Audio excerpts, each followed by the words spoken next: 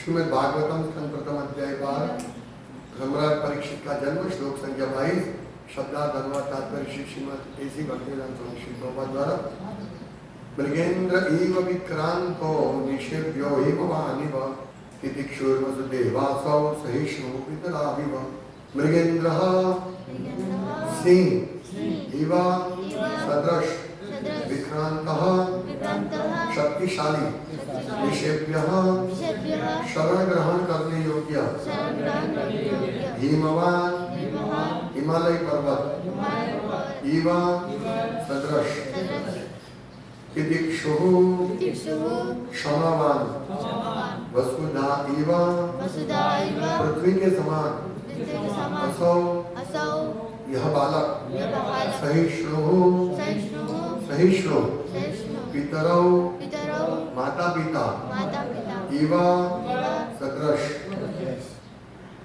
अनुवाद यह बालक सिंह के समान बलशाली तथा हिमालय की भांति आश्रय प्रदान करने वाला होगा। यह पृथ्वी के समान क्षमावान तथा अपने माता पिता के समान सहिष्णु होगा। परीक्षित महाराज के बारे में बात है ये भविष्यवाणी कर रहे हैं ब्राह्मण। तात्पर्य जब कोई अपने शत्रु का पीछा करने में अत्यंत प्रबल होता है तो उसकी तुलना सिंह से की जाती है।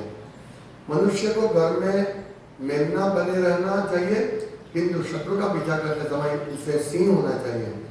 सिंह कभी पशु को पकड़ने में असफल नहीं होता। इसी प्रकार राज्य के प्रमुख को शत्रु का पीछा करने में कभी असफल नहीं होना चाहिए। हिमालय पर्वत अपनी समृद्धि के लिए विख्यात है।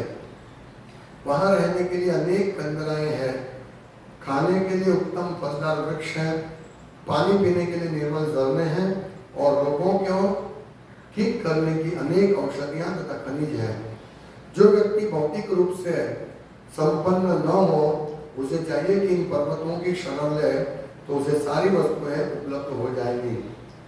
भौतिकतावादी तथा आध्यात्मवादी दोनों ही समान रूप से हिमालय की शरण ग्रहण कर सकते हैं। पृथ्वी के निवासियों द्वारा पृथ्वी पर अनेक उत्पात मचाए जाते हैं। आधुनिक युग में लोग पृथ्वी की सतह पर परमाणु अस्त्रों का विस्फोट करने लगे हैं। फिर भी पृथ्वी इन निवासियों के उत्पादों को सहती रहती है। माता पिता बच्चों को ही समस्त प्रकार की शैतानियां को सहते रहते हैं। जिस प्रकार एक माता छोटे बच्चे को क्षमा करती है, आदर्श राजा में ये सारे उत्तम गुण होने चाहिए और बालक परीक्षित इन सारे गुणों से परिपूर्ण होने की भविष्यवाणी की जा रही है। यह परीक्षित महाराज के और दिव्य गुणों का वर्णन चालू है। ये श्लोक में आगे के 2-3 श्लोक में भी हुआ और भी अभी आगे और वर्णन हो रहा है।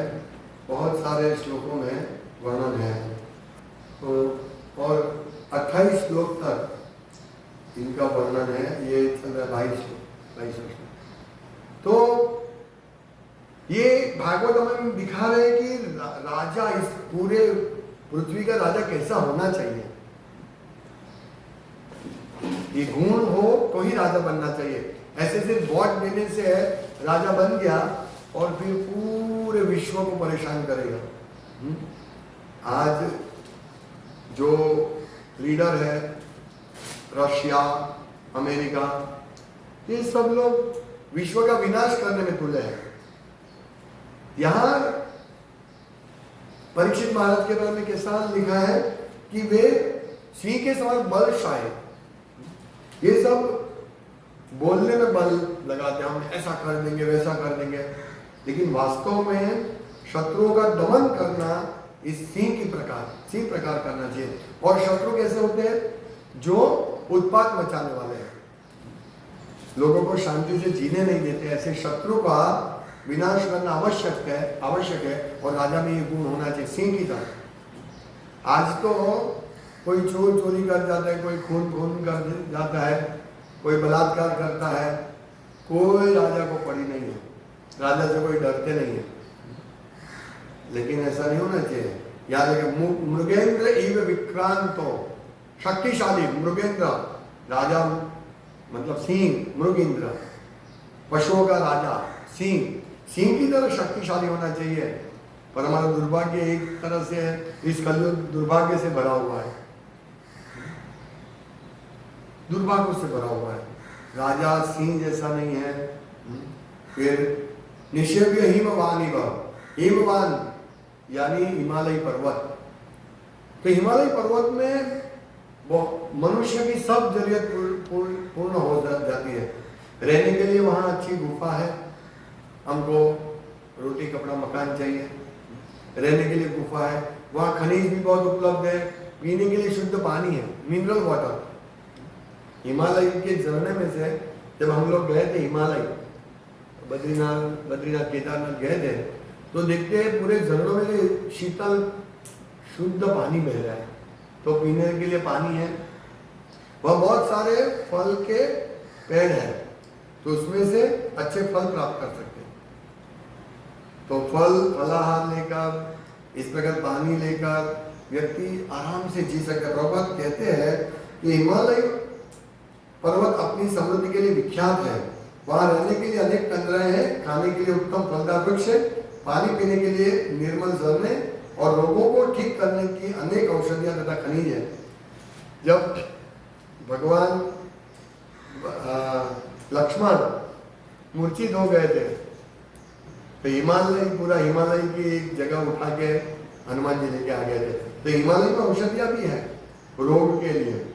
तो जो व्यक्ति भौतिक रूप से संपन्न न हो उसे हिमालय की शरण लेनी चाहिए, और आध्यात्मिक प्रगति करने वाले को भी हिमालय की शरण लेनी चाहिए। तो बहुत सारे लोग हिमालय में रहते हैं, लेकिन अभी कलयुग के दुर्भाग्य से भक्त लोग वहाँ नहीं रह पाते हैं। मतलब वहाँ जो रहते योगी और ज्ञानी ज़्यादा हिमालय की ओर तप करने के लिए जाते हैं। भक्तों के वैसे जरूरत नहीं है हिमालय जाने की, क्योंकि इस भयंकर कलयुग में कले दोष निधे राजन हस्ती एको महान गुण। इस कलयुग दोष से भरा हुआ है, लेकिन फिर भी इसमें एक महान गुण है। क्या गुण है? कीर्तनादेव कृष्ण से मुक्त संग परम ब्रजे। सिर्फ कृष्ण का कीर्तन करके ही व्यक्ति मुक्त हो सकता है। तो ऐसा नहीं है कि कलयुग में ही सिर्फ कृष्ण का कीर्तन करके हम मुक्त हो सकते हैं।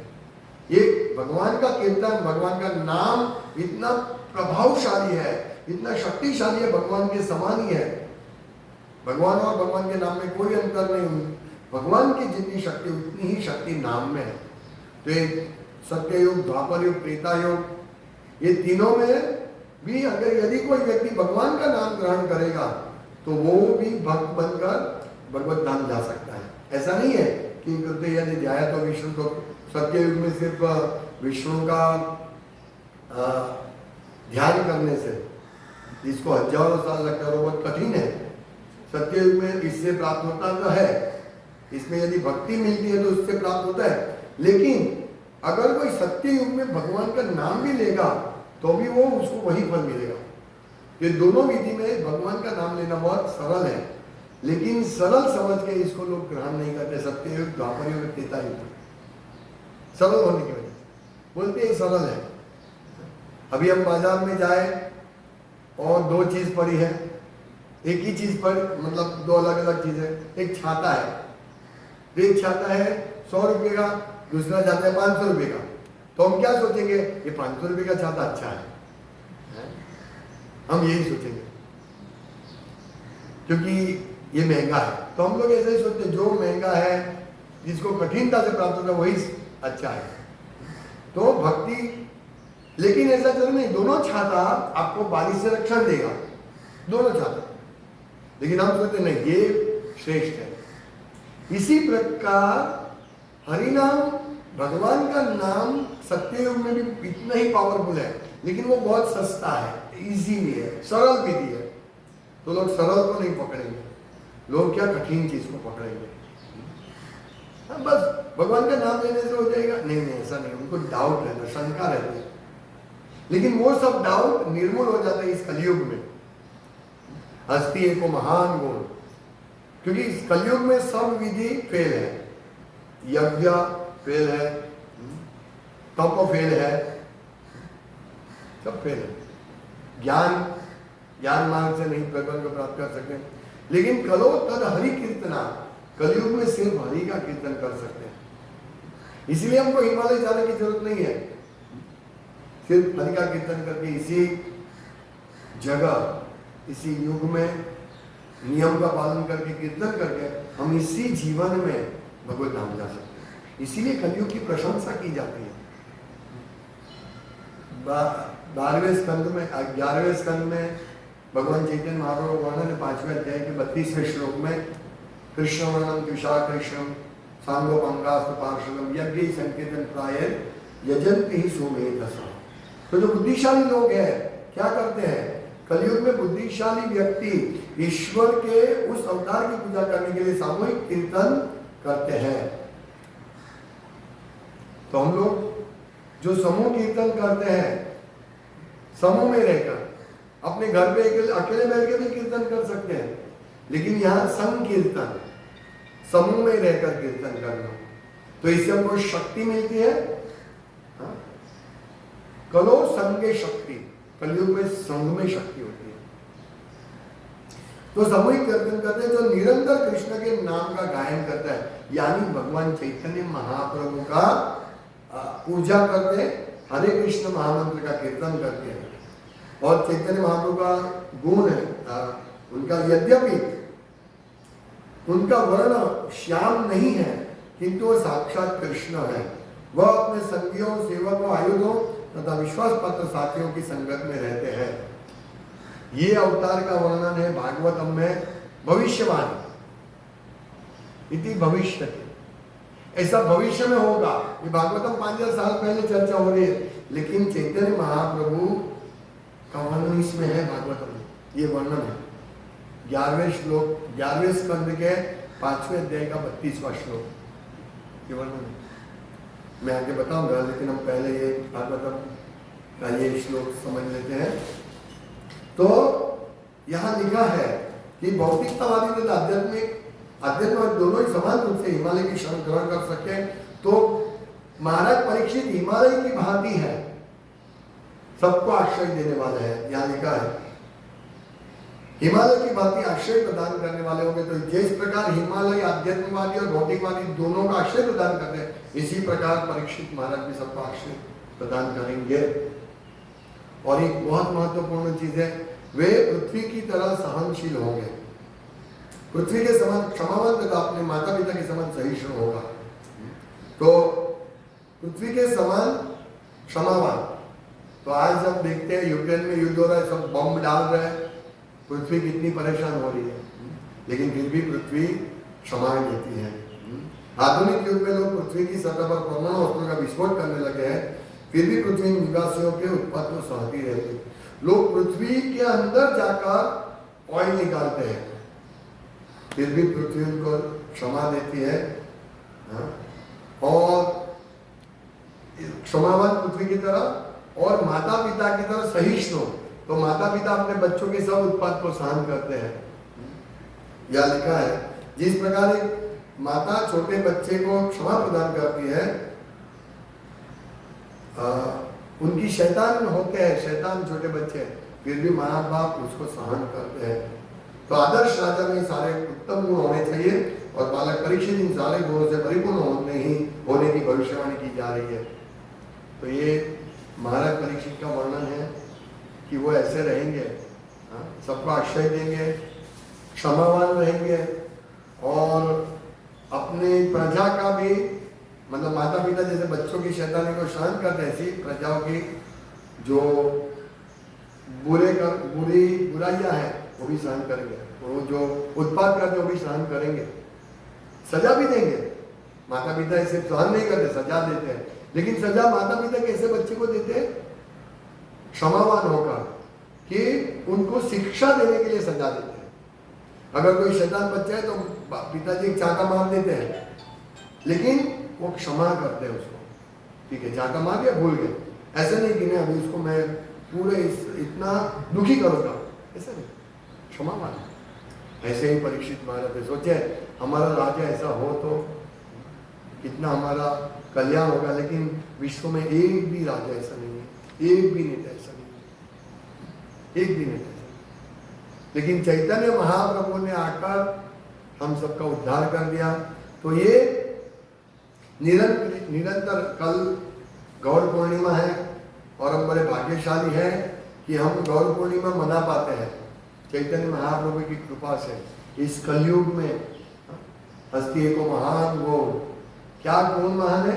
कीर्तनादेव कृष्णस्य मुक्त संगम परम ब्रजे। हम सब लोग फिर कीर्तन करके भगवान मुक्त होकर भगवान के आश्रय में जा सकते हैं, भगवान के धाम में जा सकते हैं। ये कलयुग का बड़ा गुण है और इसीलिए कलयुग में लोग चाहते हैं जन्म प्राप्त करना, और वो भी भारतवर्ष में। भारतवर्ष भी एक ऐसी जगह है कि जहां पर हम भोग छोड़कर भक्ति कर सकते हैं। बाकी इवन इस भूमंडल में भी भौम स्वर्ग है, वहां हम भोग कर सकते हैं। दूसरी जगह पृथ्वी वर्ष को छोड़ के बाकी सब वर्ष, जिसका वर्णन भागवतम के तीसरे स्कंद में आएगा, तीसरे और आगे स्कंद में आएगा, तो बाकी सब जगह जो है वहां भौम स्वर्ग कहा जाता है। वहां बहुत भोग भुगत सकते हैं, लेकिन इस पृथ्वी पर ही हम दुख भुगत सकते हैं और सुख और दुख समान मात्रा में। और हम यहाँ जो भी कार्य करते हैं ये कर्म भूमि है, हमारे कर्म को ही हमें सजा मिलेगी या हमें कर्म का रिवॉर्ड मिलेगा इस भूमि पर, भारत भूमि पर। तो फिर लोग क्यों आना चाहते हैं यहाँ, क्यों सुख नहीं भुगतना चाहते? भौम स्वर्ग में, ऊपर स्वर्ग में, और बिल्व स्वर्ग नीचे, अतल वितल सुतल महातल रसातल पाताल, ये सब लोक में भी सुख है। ये बिल्व स्वर्ग बोले जाते हैं, वहां भी सुख है, पर वहां कोई भगवान का भक्त नहीं है। स्वर्ग में भगवान के भक्त है लेकिन सकाम भक्त है, कुछ इच्छा है भगवान को प्राप्त करने के लिए। लेकिन इस भूमंडल पर विशेष करके कलयुग में हम लोग बहुत सारे भक्त आएंगे और वो सब साथ में मिलकर संकीर्तन करेंगे। इसीलिए, और वो संकीर्तन करके भगवान को प्रसन्न कर सकते हैं, भगवान की पूजा करके भगवत धाम जा सकते हैं। इसीलिए इस भारतवर्ष की प्रशंसा की जाती भागवतम में, और लोग चाहते हैं कि हम लोग इस भारत भूमि पे भक्त के रूप में आए, और बहुत सारे भक्त आएंगे, ऐसा आगे कल हम देखेंगे। तो ये, और हम लोग भी भक्त हैं, हम लोग भी भक्ति कर रहे हैं, तो हम कितने बड़े सौभाग्यशाली हैं। हो सकता है हम स्वर्ग लोक में देवता, और हमने ये प्रार्थना की है कि हमें भूमंडल पर भक्त का रूप मिले, पृथ्वी पर, भूमंडल पर, विशेष करके इस पृथ्वी लोक में। तो हमें ये फैसिलिटी मिली है भारतवर्ष में, पूरी पृथ्वी भारतवर्ष है, हमें फैसिलिटी मिली है, कितना सरल विधि मिल गया हमको, और हम ये विधि का पालन करके भगवान कृष्ण के पास जा सकते हैं, कृष्ण प्रेम प्राप्त कर सकते हैं। हमें क्या है कि हमें ये सस्ते में मिली है ना, इसलिए हमको इसकी पड़ी नहीं है।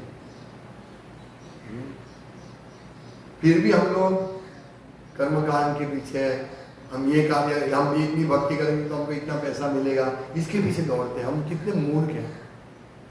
जो व्यक्ति इस प्रकार शुद्ध भक्ति का मौका मिला है, फिर भी यदि वो भक्ति को छोड़कर मिश्र भक्ति के पीछे जाएंगे कि मैं इतना भक्ति करता हूं तो मेरा जीवन शांतिपूर्ण होगा, भगवान मुझे धन देंगे, नहीं, हम अपना समय गंवा रहे। यदि हम भगवान की भक्ति करते हैं कुछ लाभ प्राप्ति के लिए, हम सोचते हैं हम भगवान की भक्ति करते हैं, अभी मेरे पास धन आ गया, बस काम हो गया मेरा, अभी मुझे मंदिर आने की आवश्यकता नहीं, भक्तों का संग करने की आवश्यकता नहीं। कलयुग में भक्तों का संग प्राप्त करने के लिए इस पृथ्वी पर सब लोग आते हैं। और हम इसीलिए देखिए हम लोगों को इतना बड़ा चीज मिला है समूह कीर्तन करने का। इसलिए हम ये जब मंदिर में इकट्ठे होते हैं, सेंटर में इकट्ठे होते हैं, तो हम समूह कीर्तन में कृष्ण का नाम जपना चाहिए। इसीलिए हम कीर्तन करते हैं। प्रभुपाद ने देखिए क्या दिया है हमको। ज्यादा हम कल बात करेंगे, लेकिन हमें ये सोचना चाहिए बैठ के कि हमें क्या मिला है। और चैतन्य महाप्रभु की पूजा करके, कीर्तन के द्वारा उनकी पूजा करके हम ईश्वर के सामूहिक कीर्तन करके हम बुद्धि, अपनी बुद्धि का उपयोग कर सकते हैं। मतलब बुद्धिशाली व्यक्ति इस प्रकार से कार्य करते हैं। अगर हम बुद्धिशाली नहीं है तो हम नहीं करेंगे। अगर हम बुद्धिशाली नहीं है तो हम क्या करेंगे?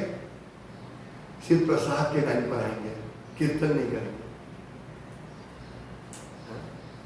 प्रसाद ठीक है, प्रसाद भी अच्छा है, लेकिन कीर्तन करना आवश्यक है भक्तों के संग में। इसीलिए हम फूल को लाइक करते हैं। हम गरीबों को खाना बेचने जाते, प्रसाद बोल के बेचने जाते हैं। लेकिन अगर हम संकीर्तन नहीं करते, श्रवण कीर्तन नहीं करते, तो ये प्रसाद वितरण आवश्यक नहीं है। संकीर्तन होना चाहिए, फिर प्रसाद वितरण होना चाहिए। ये महत्वपूर्ण अंग है। सिर्फ प्रसाद नहीं, ये सब पूरा पैकेज होना चाहिए कि अगर हम ठीक है, हमारे यहाँ जब प्रसाद बच जाए तो गरीबों को बांटने में एक अलग चीज है, लेकिन उसके लिए हमारा मिशन ये नहीं है कि हम गरीबों को बांटने जाएंगे। नहीं, ये सिद्धांत समझिए।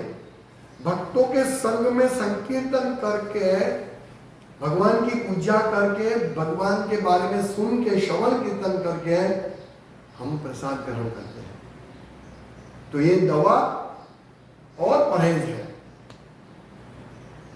ये दवा क्या है? हरिनाम संकीर्तन। लेकिन उसके साथ क्या करनी है विधि? भगवान का नाम का संकीर्तन करना है। प्रसाद दवा है, प्रसाद, और वो संकीर्तन करके ये सब ग्रहण करना है। ये महत्वपूर्ण है। इसीलिए हम जहां भी प्रोग्राम रखते हैं हम वहां प्रसाद रखते हैं, है ना। हरिनाम संकीर्तन करते हैं, फिर कथा सुनते, फिर प्रसाद। इसीलिए प्रसाद रखना चाहिए और कथा सुननी चाहिए और संकीर्तन करना चाहिए।